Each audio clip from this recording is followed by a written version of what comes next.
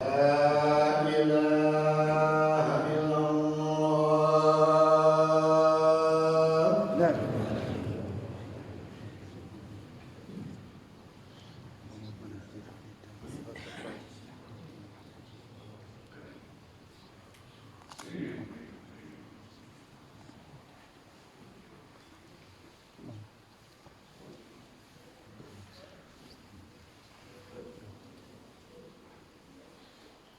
إن الحمد لله نحمده ونستعينه ونستغفره ونعوذ بالله من شرور أنفسنا ومن سيئات أعمالنا. من يهده الله فلا مضل له ومن يضلل فلا هادي له، وأشهد أن لا إله إلا الله وحده لا شريك له، وأشهد أن سيدنا ونبينا محمدا عبده ورسوله. يا أيها الذين آمنوا اتقوا الله حق تقاته ولا تموتن إلا وأنتم مسلمون. أما بعد، أيها المؤمنون، سأحاول بإذن الله تعالى في هذه الخطبة أن أجيب عن سؤال تكرر كثيرا هذه الأيام، وهو من هو عدونا؟ من هو العدو المشترك؟ ينبغي لكل واحد منا أن يفهم هذه الحقيقة وأن يسعى بما وفقه الله تعالى كي يدرك الحقائق وكي لا يخدع في هذه الدنيا. Chers frères, honorables sœurs, je vous exhorte ainsi que moi-même à la crainte d'Allah Azza wa Jal. Durant ce prêche, je vais tenter de répondre à une question qui a été posée ces jours-ci de manière récurrente. Quel est notre ennemi commun? Quel est l'ennemi numéro un? Quel est notre ennemi qui nous bouffe de l'intérieur? Quel est l'ennemi qui nous empêche d'avoir une vie agréable en société? Quel est cet ennemi qui est la cause des problèmes dans notre société, des problèmes dans nos demeures, des problèmes dans notre relationnel? Quel est cet ennemi qui nous empêche d'avancer? Quel est cet ennemi? Chacun d'entre nous et chaque personne doit comprendre cette question et doit avoir les outils en main pour la comprendre et pour ne pas passer à côté. Il faut noter une chose très importante, c'est que tous les grands hommes, toutes les grandes personnalités sensées, toutes les personnes qui avaient le pouvoir avaient une stratégie. Ils avaient comme stratégie de montrer aux gens qu'il y a un ennemi en commun, dans un but bien précis, dans le but de fortifier les liens de leur nation. Et ça, c'est une bonne chose, si c'est fait avec cet objectif. D'ailleurs, le prophète sallallahu alayhi wa sallam l'a fait. L'imam Muslim, rahmatullahi alayhi, يروي لنا هذا الحديث. هذا العدو المشترك كل العقلاء، حتى النبي صلى الله عليه وسلم وهو على رأس الحكماء جمع أمته على عدو مشترك.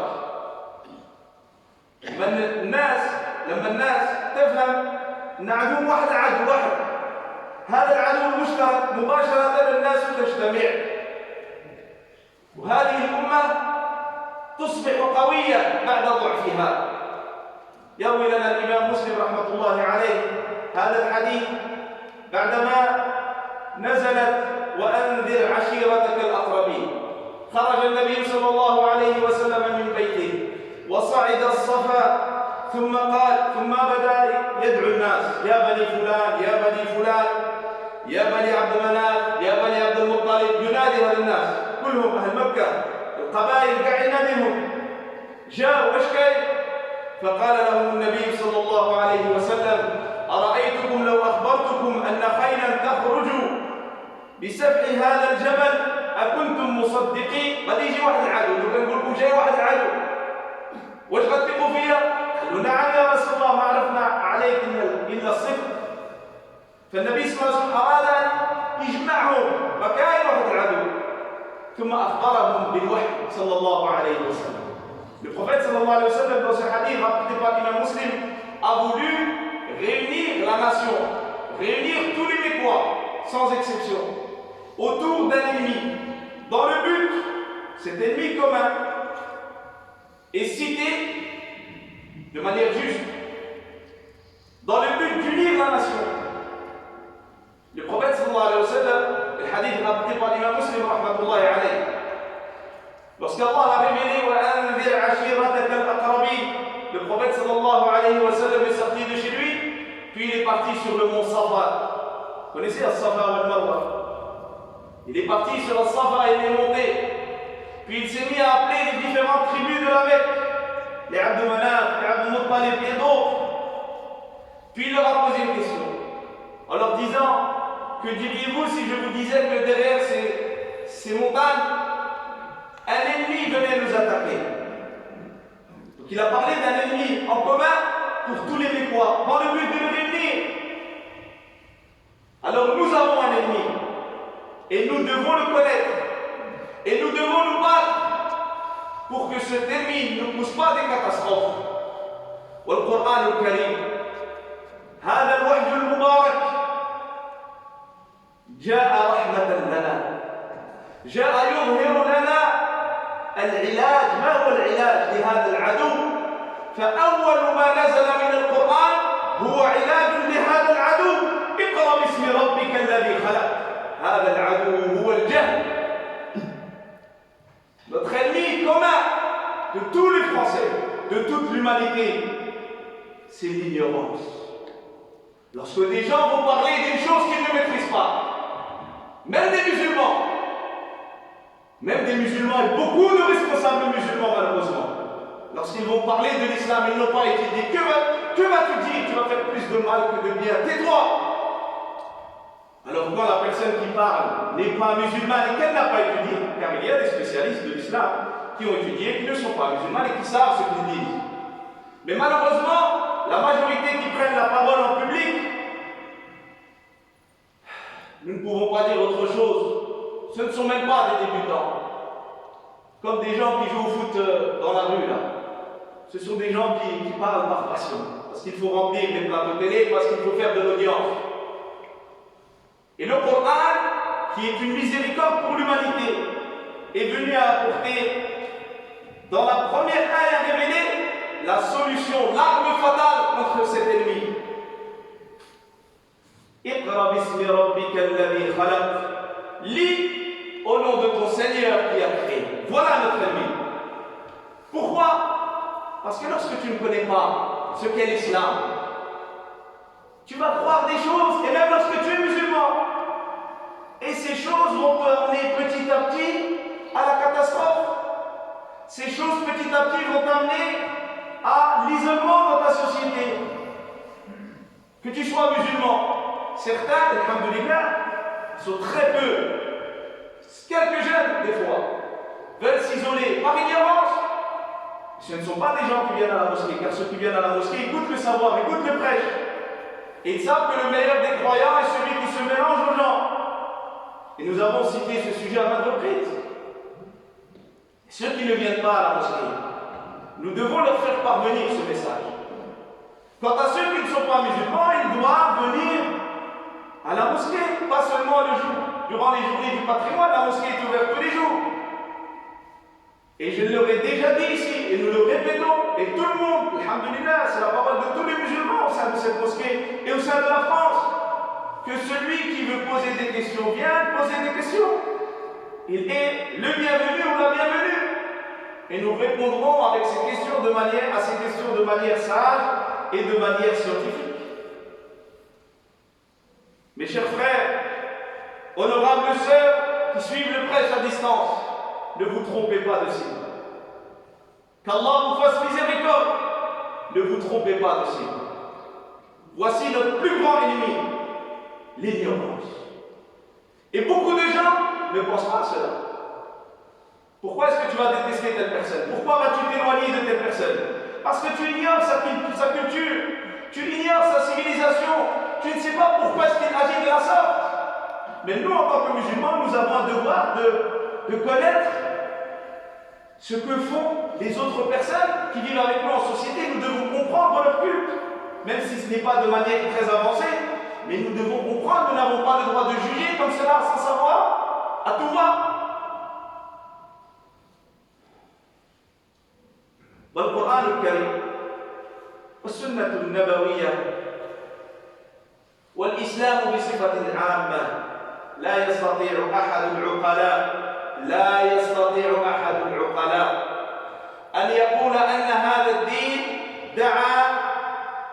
دعا المسلمين كي يعيشوا في زاوية داخل المجتمع. لا يقول هذا الكلام إلا جاهل. Aucune personne censée ne peut dire que l'islam a invité ses adeptes à s'isoler au sein de leur société. L'islam parle du dialogue, l'islam invite au dialogue. Il y a beaucoup d'exemples, nous avons cité quelques-uns. Dans le noble Coran, يقول الله تعالى لنبيه صلى الله عليه وسلم ولأتباعه قل يا أهل الكتاب تعالوا إلى كلمة سواء بيننا وبينكم. Le Coran dit au prophète sallallahu alayhi wa sallam, lui ordonne, ainsi qu'aux croyants, aux croyantes, dit aux gens du livre, venez à une parole commune entre nous et vous. Nous devons parler de ce qui nous unit, car ce qui nous unit est important et est essentiel, et c'est le plus, en matière de pourcentage, c'est ce qu'il y a de plus. Que voulez-vous en tant que musulman? Vous voulez de l'argent, vous voulez vivre bien dans la paix, vous voulez que l'économie grimpe. C'est le souci des juifs et des chrétiens et de toutes les personnes qui vivent dans cette société. Tout le monde veut la paix, parlons de ça. تعالوا إلى كلمة سواء بيننا وبينكم. Une seule chose, s'il y a une seule chose qui nous unit, et Dieu sait qu'il n'y en a pas qu'une. Mais quand bien même s'il n'y en aurait qu'une seule, on devrait travailler là-dessus. Et sur nos différences, il doit y avoir un dialogue scientifique, un dialogue qui a pour objectif d'arriver à ce qu'il y a de meilleur pour l'humanité, et non pas de faire valoir sa parole coûte que coûte pour telle ou telle raison, financière ou politique. والنبي صلى الله عليه وسلم قال إنما بعثت لأتمم مكارم الأخلاق. ما معنى هذا الحديث؟ بمعنى أن النبي صلى الله عليه وسلم يعترف بالأخلاق التي كانت في الجاهلية. إنما بعثت لأتمم. وفي الحديث الآخر ضرب النبي صلى الله عليه وسلم مثاله بالأنبياء السابقين. قال كل نبي جاب واحد اللبنة وما يبني واحد الدار وبقات واحدة وأنا جيت كملتها. هذا في الاعتراف بالجميل. Le prophète sallallahu alayhi wa sallam, nous avons cité deux hadiths. Le premier où il a dit, je suis venu pour parfaire, pour compléter les bons comportements. C'est-à-dire que le prophète sallallahu alayhi wa sallam nous apprend que nous devons reconnaître ce qui est bon, même si ce ne sont pas les musulmans qui le font.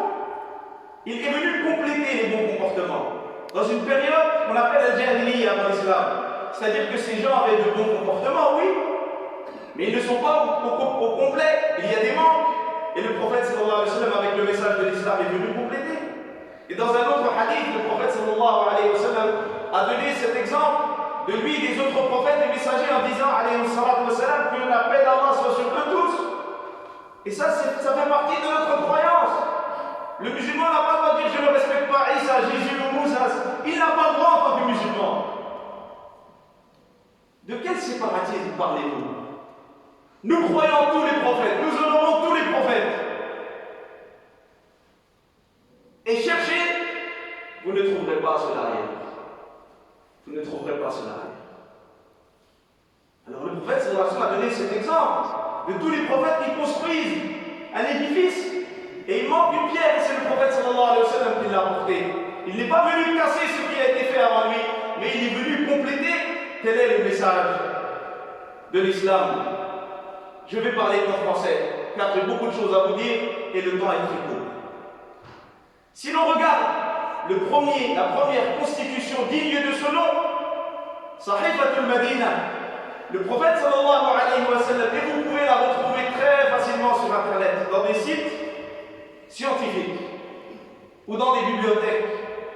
La première constitution digne de ce nom dans l'histoire de l'humanité, et ça ce n'est pas moi qui le dis, ce sont des historiens justes qui ne sont pas musulmans. Que disent-ils? Ils disent que c'est la première constitution digne de ce nom. Et il y a dans cette constitution des règles exceptionnelles. Le prophète sallallahu alayhi wa sallam parle dans cette constitution de ce qu'on appelle en arabe la liberté religieuse. Subhanallah, à son époque, le prophète sallallahu alayhi wa sallam avait le pouvoir à Médine et il a laissé les juifs en tant que juifs. Il les a laissés dans leur croyance, avec leur adoration, avec leur rite. Il ne leur a rien imposé. Voilà l'islam. Les chrétiens de Jérusalem sont venus, ils ont prié dans la mosquée du prophète sallallahu alayhi wa sallam. Il ne leur a pas imposé de changer. Voilà l'islam. Apprenez, vous musulmans, apprenez ce qu'est l'islam. Lisez. Arrêtez de ne lire que vos messages, vos textos. Regardez les vidéos de scientifiques. Arrêtez de ne regarder comme vidéo que vos snaps et les snaps des stars. Le défaut est en nous en premier. Comment se fait-il que cette communauté n'a pas su expliquer ce qu'est l'islam? Depuis quand est-ce que nous sommes dans ce pays? Nous sommes nés dans ce pays. Depuis quand nos parents sont venus? Comment se fait-il qu'on n'arrive toujours pas à expliquer? Parce qu'on prend des gens qui ne sont pas dignes pour expliquer. Ça, c'est une chose. Et deuxièmement, parce qu'on ne voit pas l'importance du savoir en tant que croyant chez nous d'abord. Alors apprenons. Apprenons parce qu'à chaque fois, et ça, c'est une règle d'or dans tous les pays et dans toutes les civilisations. Dans toutes les civilisations, lorsqu'on étudie l'histoire, il y a des moments, alors dans l'histoire de notre pays, il y a des moments où nous sommes fiers. Et il y a des moments, alors souvent ces moments sont mis devant. Il y a des dates, anniversaires, des commémorations, etc. C'est une bonne chose. Si c'est des bonnes choses, c'est très bien. Et il y a une partie de notre histoire dont nous avons honte. Dans l'histoire de France, dans l'histoire de tous les pays, il y a une partie dont nous avons honte. Pourquoi? Parce que c'est une partie où l'humain a agi sans savoir. Voilà pourquoi je vous ai dit que l'ignorance est notre ennemi numéro 1. Et les bons moments, les moments où les pays se sont illuminés, où ils ont fait de bonnes choses, où ils ont repoussé la tyrannie, c'est un moment où les gens ont agi avec le savoir. Mais malheureusement, les historiens ne sont pas tous justes. Beaucoup d'historiens cachent la deuxième partie. Et ils pensent rendre service à un gouverneur ou gagner un petit peu d'argent. Et vous ne rendez service à personne, même chez les musulmans. L'historien est une personne scientifique qui a une responsabilité. Tu dois écrire l'histoire, ce qui est bon et ce qui est mauvais. Pourquoi? Pour que nous puissions prendre des erreurs.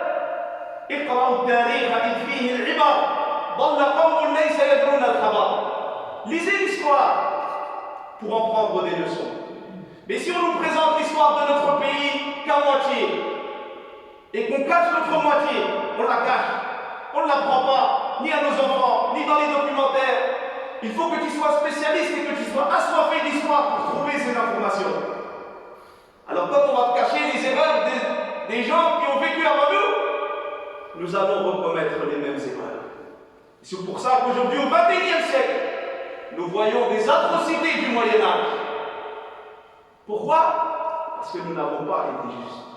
Parce que nous n'avons pas recherché le savoir. Nous avons préféré l'ignorance au savoir. Alors je vous le répète. Cherchons le savoir. Cherchons tout ce qui sera bénéfique. Et combattons l'ignorance de notre vie et de la vie de notre famille et de notre entourage. أقول قولي هذا وأستغفر الله لي ولكم ولسائر المسلمين من كل ذنب فاستغفروه إنه هو الغفور الرحيم.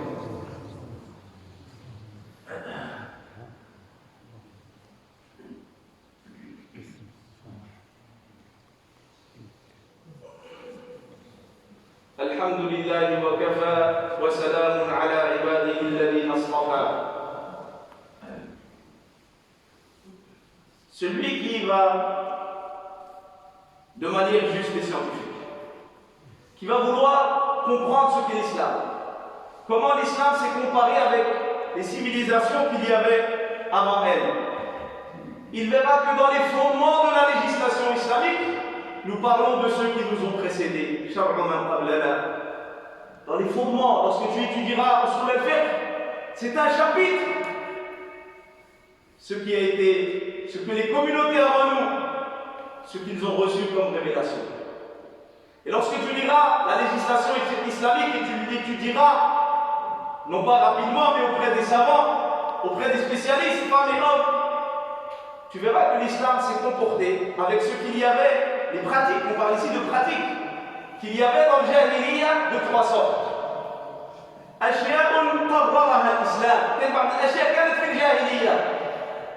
C'est pour ça que, subhanallah, nous ne pouvons pas comprendre ce genre de paroles lorsque certains vont dire l'islam et le séparatisme. Mais vous ne parlez pas d'islam. Vous ne parlez pas de l'islam. Donnez-nous vos preuves. Réunissons-nous et parlons un vrai débat avec des preuves scientifiques. Voilà ce qu'est l'islam. L'islam a gardé et appris des choses qui étaient faites en période pré-islamique. L'islam a demandé de les conserver. Qu'ad-diya, qu'al-qasama, qu'al-karam, qu'al-ghusl al-janaba. Ce sont quelques exemples. L'islam a gardé les règles qui étaient avant lui. Oui, il les a gardées. Et sa législation a dit, nous gardons ces choses-là. Tout ce qui était bon, nous le gardons. L'islam a gardé ce qu'on appelle le prix du sang, ou plutôt ce qu'on appelle à notre époque les dommages et intérêts lors d'un meurtre. La valeur de 100 chamels. C'est ce que faisaient les gens avant l'islam. L'islam l'a gardé parce qu'il était bon, il a gardé cela. La générosité, al-qasama, toutes ces règles, il y en a beaucoup que l'islam a gardé, qu'il a pris de ce qu'il y avait avant. Ça, c'est la première catégorie. Il y a des choses que l'islam a pris, mais pas complètement. Il a pris ce qui était bon, la partie qui était bonne, il l'a prise, et la partie mauvaise, il l'a envoyée au recyclage. Il a recyclé la partie mauvaise pour que ça devienne une partie bonne. Quelle aqiqa?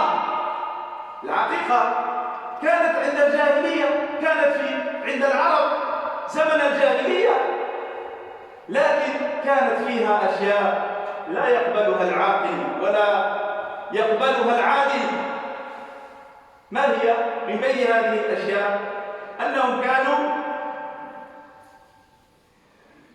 كانوا يذبحون للذكر دون الأنثى. إلى عنده شي ولد فيدير العقيقة، إلى عنده بنت ما يديرهاش.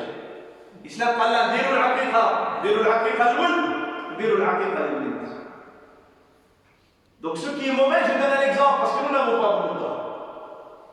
Al-Aqiqa.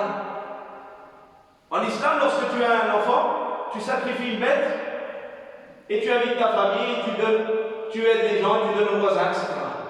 C'est un moment festif. C'est un moment de joie où tu remercies Allah pour ce cadeau qu'il t'a donné. Cette action, ce rite, ce fait est pratiqué dans le Jahiliya. L'islam l'a gardé, mais enlevé ce qui est mauvais.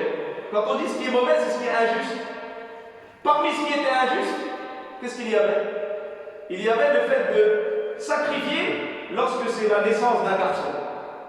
Mais lorsque c'est la naissance d'une fille, on ne sacrifie pas. Et cela existe jusqu'aujourd'hui dans certaines croyances.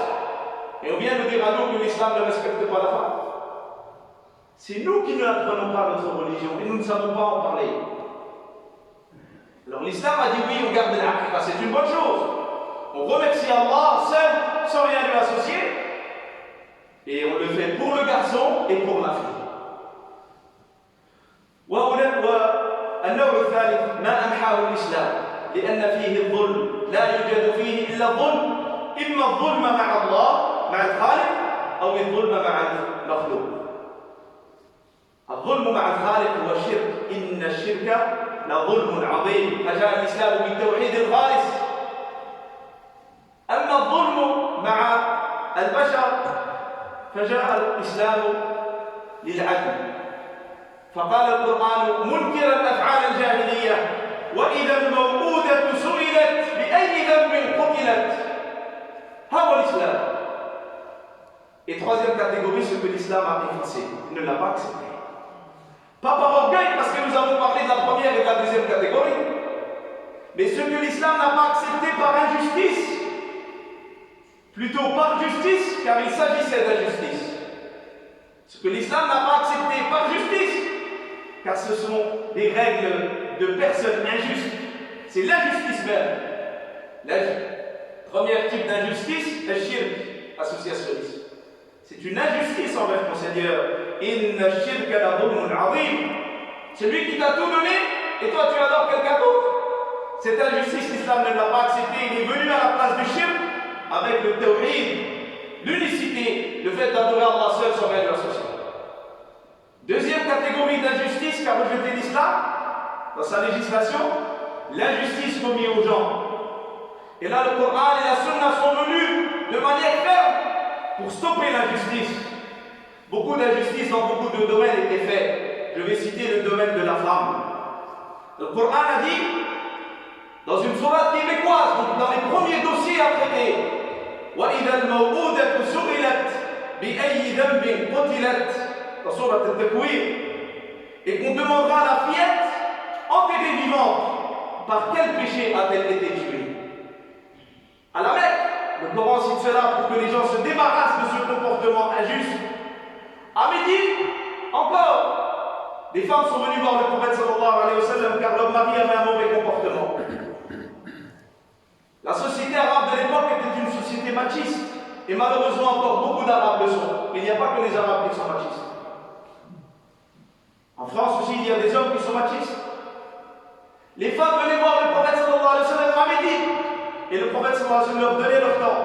Ils écoutaient leurs plaintes. Regardez aujourd'hui, lisez les enquêtes. Les femmes ne sont pas écoutées dans les commissariats. De quelle justice parlez-vous?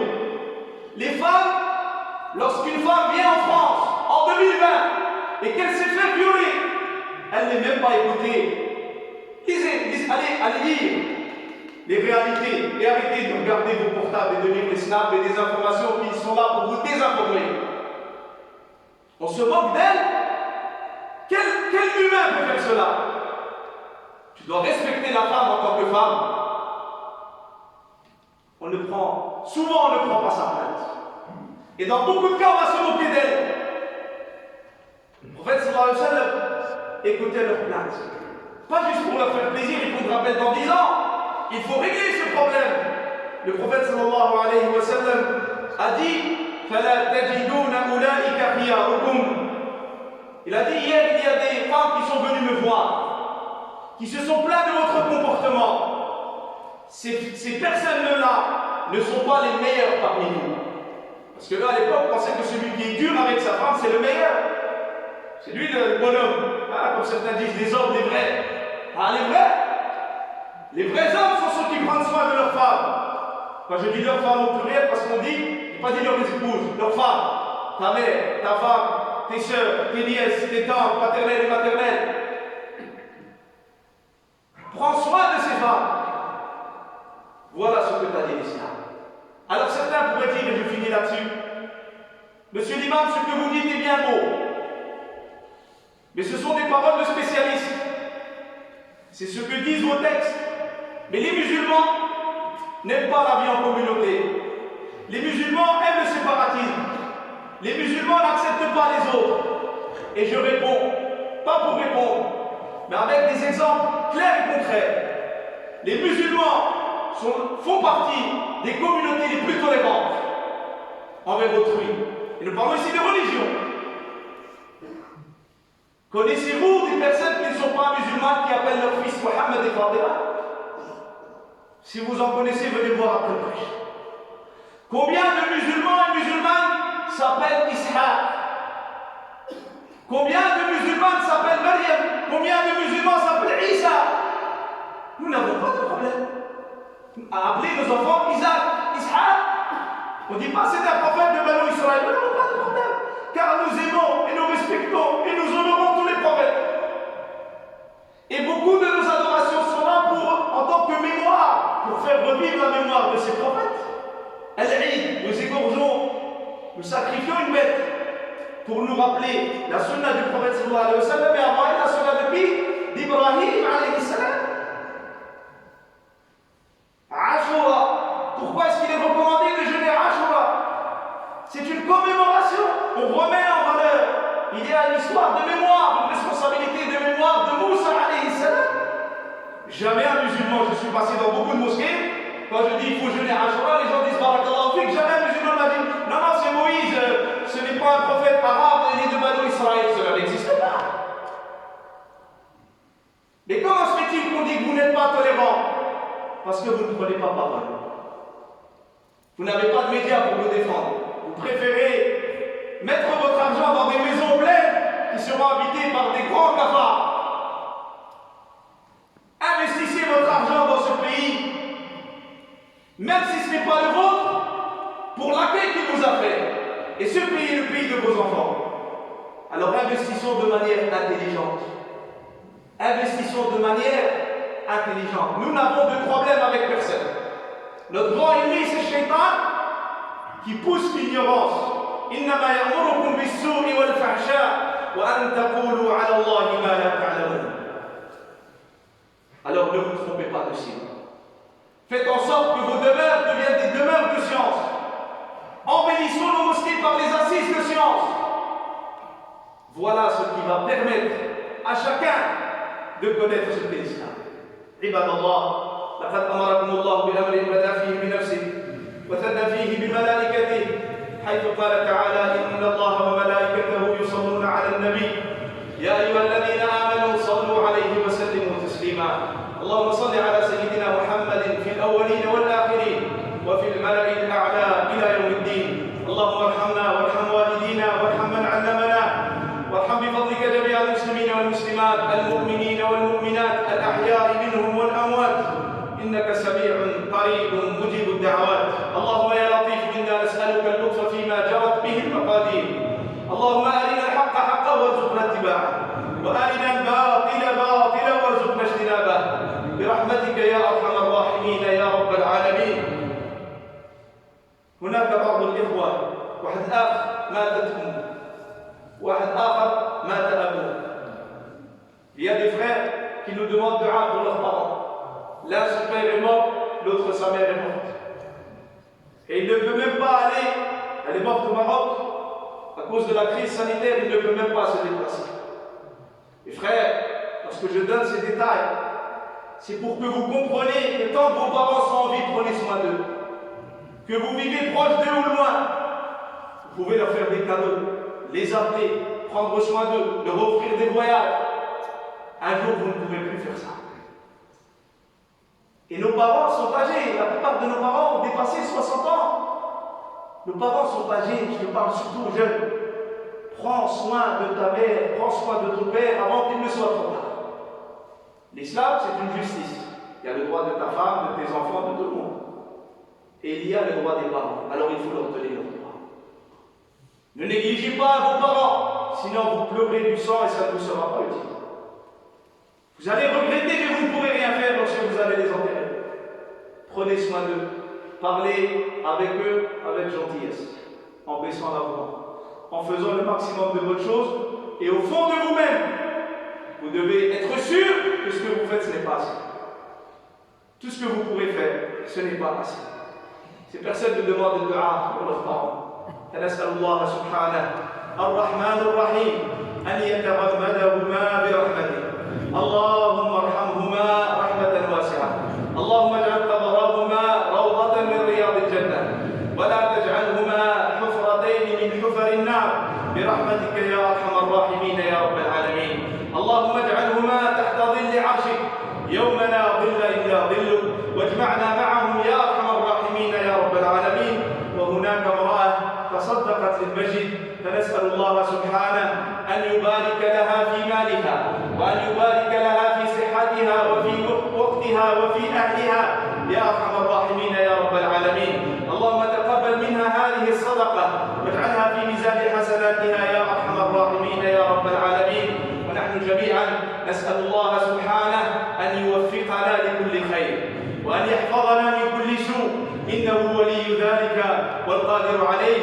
سبحان ربك رب العزة عما يصفون وسلام على المرسلين والحمد لله رب العالمين.